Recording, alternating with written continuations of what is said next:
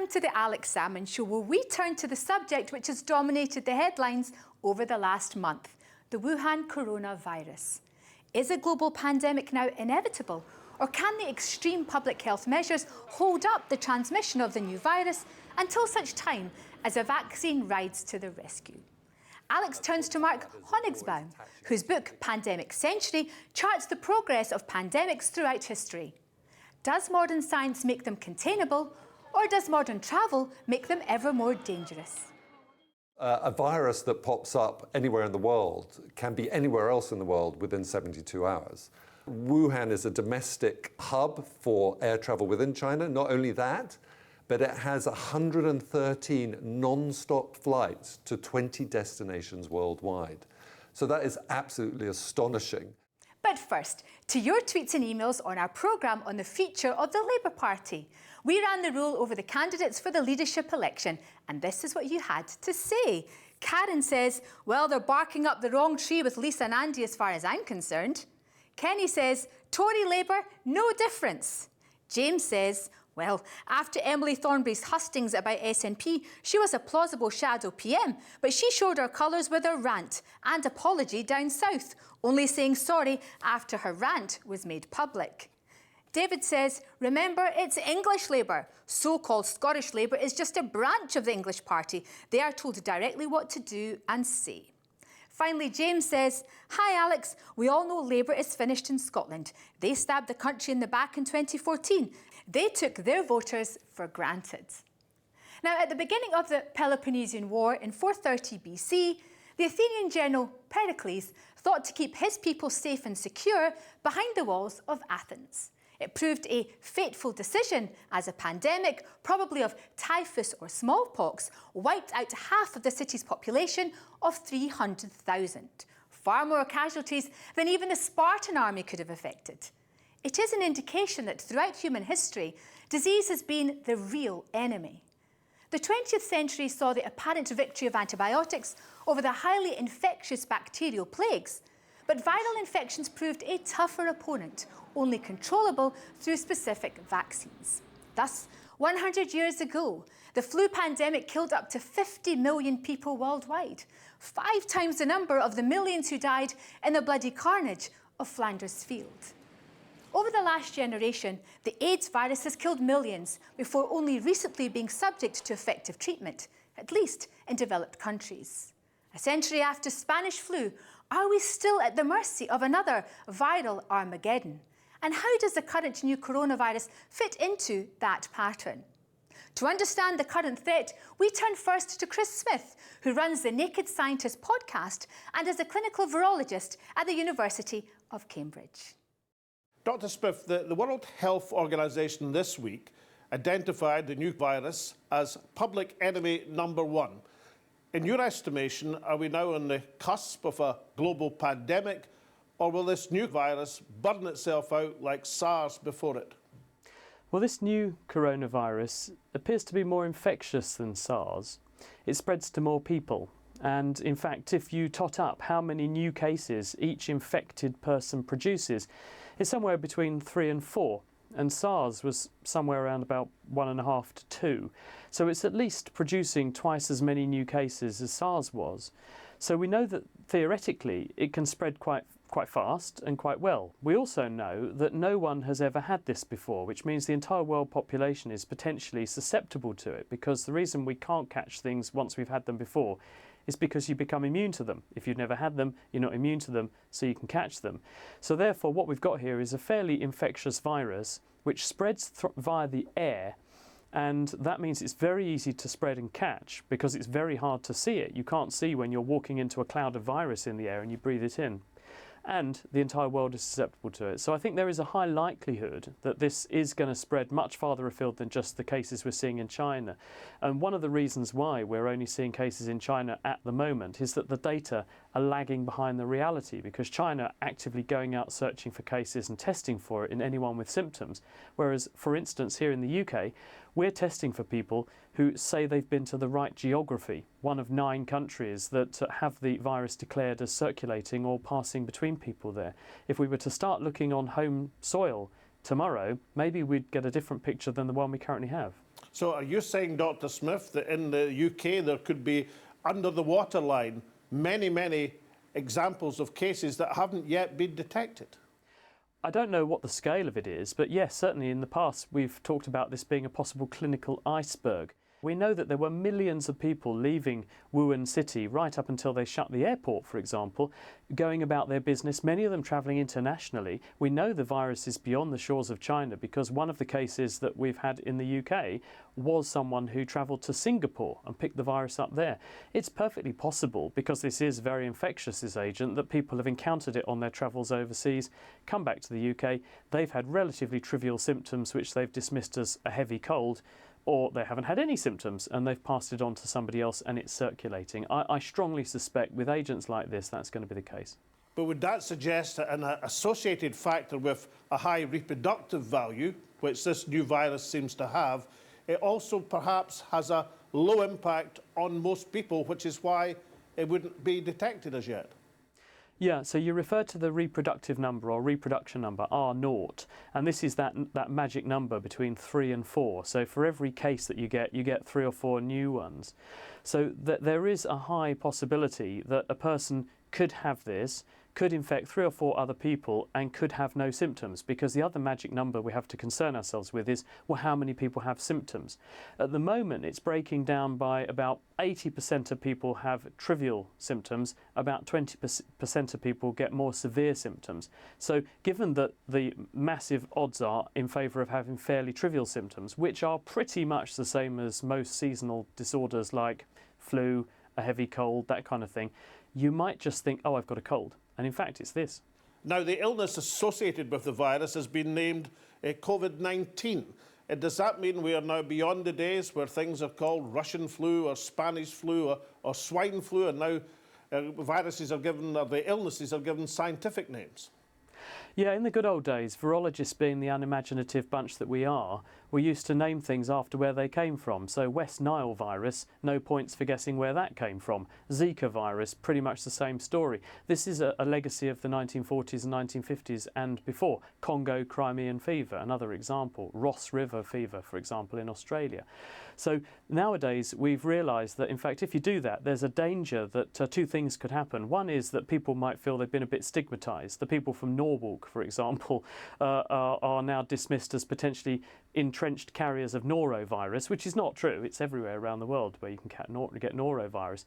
But the other possibility is that people might, if you just name something after one geography, they might dismiss the entity as only coming from that particular area and overlook it in a person. So that's why we've kind of taken the line now that we name things in a slightly more informative way. COVID-19 is the name of the disease, and what we're dubbing this one is SARS-CoV-2.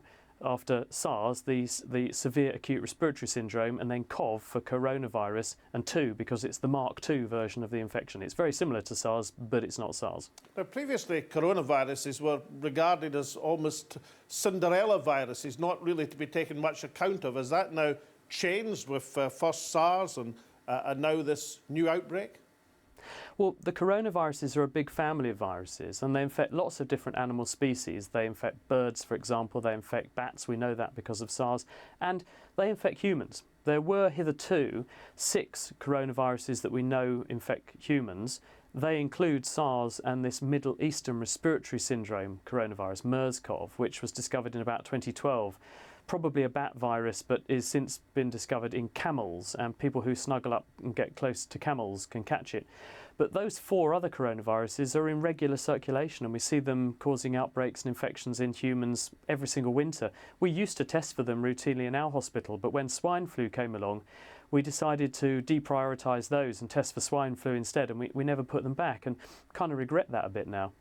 Now, Dr. Smith, in your estimation, if we took Spanish flu, as it was called, 100 years ago, killing 50 million people worldwide at one end of the spectrum, and swine flu, which you've just mentioned, from 10 years ago, killing perhaps 200,000 people, which sounds a lot, but is less than the annual seasonal flu. Where would you put in that spectrum this new threat? At the top end or the bottom end? This is a very difficult question, but a very important one, and I guarantee that this is going to have a lot of big brains at the World Health Organization and in the government exercised at the moment. Because the big question is, well, we know that this is infectious. We know that each case is producing about 3 or 4 new cases. We know that the entire world population is currently susceptible to it, and we know it can therefore spread quite quickly. We also know that the mortality rate could be somewhere around 1 or 2%, which is roughly on par with the 1918 Spanish flu. So if you crunch all those numbers together, what you've potentially got is something which, while it's less lethal than SARS, is much more infectious than SARS and about as lethal as the 1918 flu pandemic, and everyone's susceptible to this, like they were for the 1918 Spanish flu pandemic. So if this were allowed to escape and go to its logical conclusion, one possibility, one worst case scenario, is it could be as bad as 1918. And can't science come to the rescue with a vaccine being developed, or public health measures contain the virus until that allows it to be properly treated? Is that not a possibility at the better end of the spectrum? Vaccines are terrific, but they work best when you meet the potential threat head on. In other words, you've already got the vaccine there, you've protected the population, and when the threat comes, it just has nowhere to go. Vaccines work much less well when you're playing catch-up. And in this situation, we're very much playing catch-up because this genie is already out of the bottle. It's already spreading this virus around the world. And so any vaccine that we come along with, we've first of all got to work out how to make the vaccine, then make the vaccine, then test the vaccine and prove that A, it's safe, B, we're not going to make people ill, and C, we can actually prevent infection with it, and then D, we've got to get it into people. And you've got to do all of that before the virus itself has naturally infected an appreciable number of people. So that's a tall order. Whether or not we'll make it in time and make a vaccine that can do that, difficult to say. What I can say is that because of the threat posed by MERS-CoV, the Middle Eastern Respiratory Syndrome virus, which emerged in about 2012, because that's been an ongoing threat, scientists have continued to pursue that from a vaccine perspective, and they have elaborated a recent vaccine which does appear to work. That vaccine could be redeployed with some adjustment, and the same technique and technology that was used to make that vaccine could be used against this present threat. So I think it's not beyond the realms of possibility this could be done.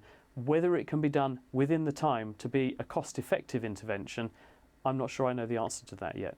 Well, let us hope so, Dr. Smith, and thank you very much. Pleasure. Alex now speaks to journalist and author Mark Honigsbaum to discuss the prospects of the survival of the human race in the battle with viral pandemics. Is humankind's oldest enemy about to return with a vengeance? What's the difference between a pandemic? You're the author of Pandemic Century. What's the difference between a pandemic and an outbreak? The World Health Organization, the most simple definition of a pandemic that you'll find on their site is a worldwide outbreak of a new disease. So we've already got that. Okay, we've got multiple outbreaks. So but it's not a pandemic until it starts transmitting in a sustained way, not just in China, but in another geographical region. So this tendency to name outbreaks after countries, like the Russian flu of 1890, the Spanish flu of 1918, 1919, the mother of all viruses. Is this a tendency as well to attach the virus to a country supposedly of origin? Yeah, I would say I think it's a natural journalistic tendency. It's kind of a shorthand, isn't it? And we've seen that this time around with the Wuhan coronavirus. Of course, everyone is very politically correct now, rightly so, in global health. And it's very important not to stigmatize one place or country. So after a lot of brainstorming and trying to think up a better name than the Wuhan coronavirus, we now have this rather unwieldy name, COVID-19. So that's the official name. The point about that is avoids attaching it to a particular place or country. Join us after the break, where Alex will turn from history to the present coronavirus and asks Mark Honigsbaum whether the current death toll of over 1,000 in China will become a truly global infection or whether it will burn itself out like the SARS virus before it. Join us then. Welcome back. Throughout history, humankind has conducted an often unequal battle with strains of disease. Modern standards of hygiene and public health in many countries have contained infections, but modern travel in our global village presents new dangers. Alex is interviewing journalist and author Mark Honigsbaum on the potential threat from the current coronavirus outbreak.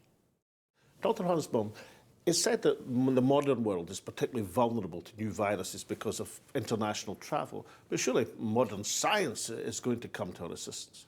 Well, I certainly hope so. I certainly hope so, Alex. I mean, yes. I mean, what we've seen in this century and even starting before with the bird flu outbreaks in the 1990s is that because of the greater interconnectivity, not just more jet travel, but more business travelers, more trade by ships and trains, that a virus that pops up anywhere in the world can be anywhere else in the world within 72 hours. And what was particularly striking about the outbreak that began in Wuhan, Wuhan is a domestic hub for air travel within China. Not only that, but it has 113 non-stop flights to 20 destinations worldwide. So that is absolutely astonishing. And that's a big step change in the sort of connectivity, you know, even compared to 2002 when SARS emerged. SARS, of course, also originated in southern China, but very quickly hopped into Hong Kong. And we now know that that outbreak was spread worldwide because infected guy checked into a hotel in Kowloon where he interacted with 9 other passengers, including air stewardesses, by the way.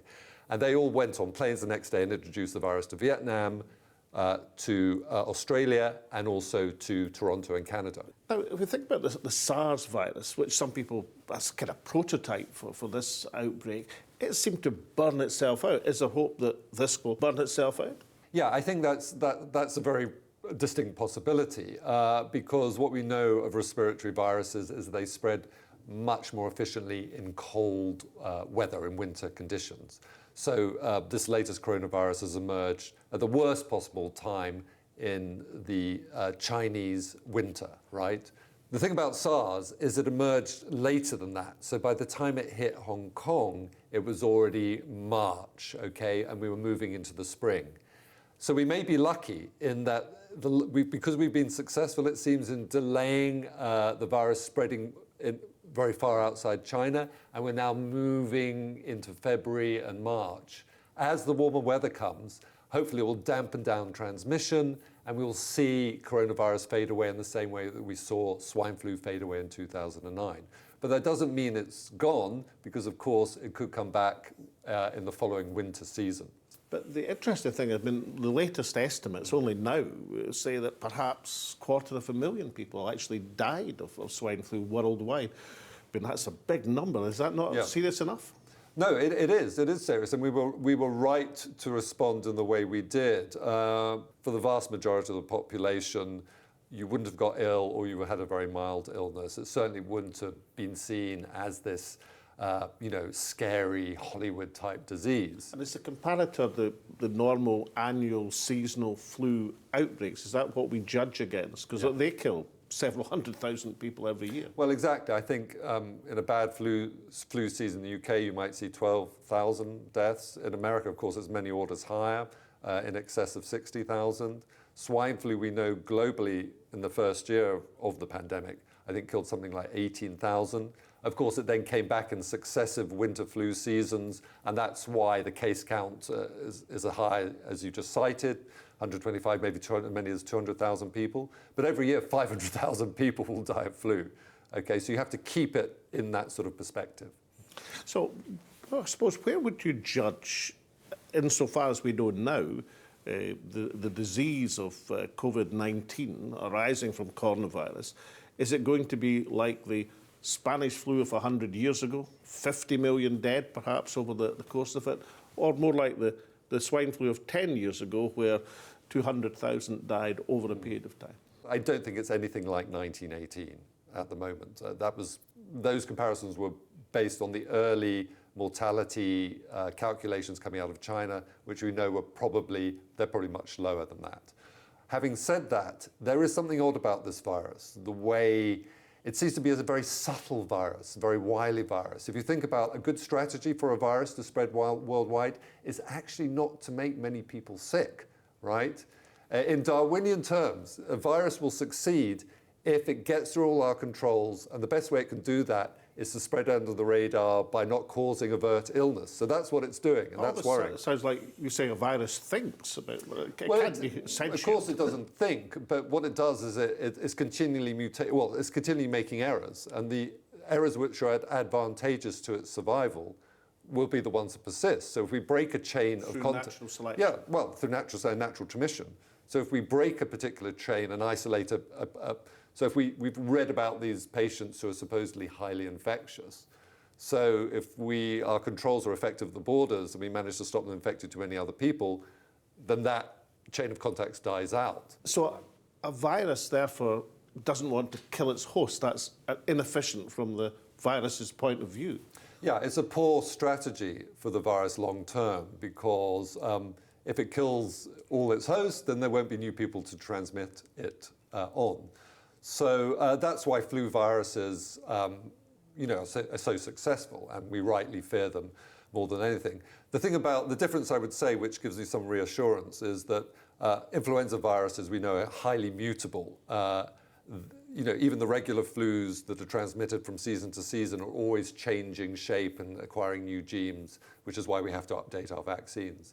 This coronavirus, like other ones we've encountered, seems to be quite stable. It doesn't seem to be mutating so as to become more virulent and cause more severe illness. So that's good. The bad news, on the other hand, is it seems to not cause illness in many people. And we really don't know if, say, for instance, children of certain age groups may be shedding the virus without showing any symptoms. So the concern is that it could well be more severe than the swine flu. I've seen some estimates that say that the coronavirus outbreak is probably 6 times worse than a normal seasonal influenza outbreak in terms of the number of people who might be infected. So there are all these big unknowns. And well, it comes back to one of the questions you asked me at the start. We've got faster communications and our modern world makes these outbreaks more likely, but don't we have science on our side? Hasn't science actually protected us? Well, won't science ride to the rescue with a vaccine? I've seen estimates from WHO of 18 months. Why should a vaccine take 18 months to develop when the genotype of this virus is already known? Well, I mean, the reason is we don't have any off-the-shelf prototype vaccine for coronavirus ready to go. So one of the failures in 2002-03, when we had the SARS outbreak, was we didn't seize that opportunity or have time really to develop any vaccines. So the good news now is we have all these scientific networks and platforms and organizations like the Wellcome Trust, like CEPI, who have these platforms ready to go to share information and as quickly as possible. But the shortest time we could have like an early clinical trial safety study in a small group of people is the summer. Because we're very risk adverse. Of course, we want to have a vaccine against the coronavirus, but we have to be sure that the vaccine isn't worse than the disease itself. So, we have to make sure it's safe, that people don't have serious adverse reactions, that there aren't going to be any interactions that could worsen people's health outcomes. And we don't have any contracts in place. So during the swine flu, the World Health Organization, Britain, other countries set up these sleeping contracts with the big vaccine manufacturers because there's a big commercial aspect here, right? There's no money in this really for the pharmaceutical industry. So they have to be persuaded to ramp up their production so that they can speed up that process from a year to 18 months to hopefully less than a year. Don Honigsbaum, thank you very much indeed. Now, I have here a quake, which we give our guests. It's Scots Gaelic for a loving cup. I'm not certain if this is altogether wise in current circumstances, because it's to be passed around your friends, but the key is it's whiskey, only Scotch, in the quake, and I think that's effective against all known viruses. Yeah, I'm very happy to that. A glass of Scotch is known to cure all ills, Alex, so yes. Don Honigsbaum, thank you so much. It is said that the global flu pandemic of a century ago received comparatively little news coverage at the time, despite killing up to 50 million people. One theory is that collectively it was difficult for society to rationalise the sudden deaths of so many healthy adults, some of whom had just returned from surviving the killing grounds of the Great War. The origins of the pandemic are now better understood, thanks to its genetic pattern of this H1N1 virus being identified some 15 years ago. It did not originate in Spain, but as a poultry virus, and probably in the Midwest of the United States. One of its deadly initial transmission systems was the crammed troop ships heading to and from the Western Front. 100 years ago, rather like the present day, millions of people were on the move, and this mother of all viruses moved with them. Now certain things are different. 24-hour news ensures that every emerging viral threat receives vast coverage before the casualty rate has reached thousands, never mind millions. The current coronavirus is a case in point. A new virus emerging out of bats or snakes from the east and generating global fear and economic dislocation long before it presents a clear and present danger to most of humanity. Already, the economic impact is predicted to wipe out world economic growth in the first quarter of this year. The race for a coronavirus vaccine within months also offers the backstop that draconian public health measures can slow the spread of the virus until vaccination can be introduced. The collective memory of the Great Flu pandemic is strong and is a reference point for the challenges which are now faced. For recent emerging viral infections, humanity has thus far dodged the bullets. The really deadly ones, such as SARS, AIDS and Ebola, have been relatively difficult to catch, while those easily transmittable, such as most strains of flu, have had a relatively mild impact for most people.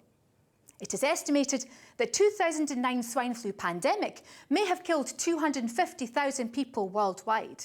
However, that large total is somewhat less than seasonal flu, and the vast majority of the hundreds of millions infected by it suffered little discomfort.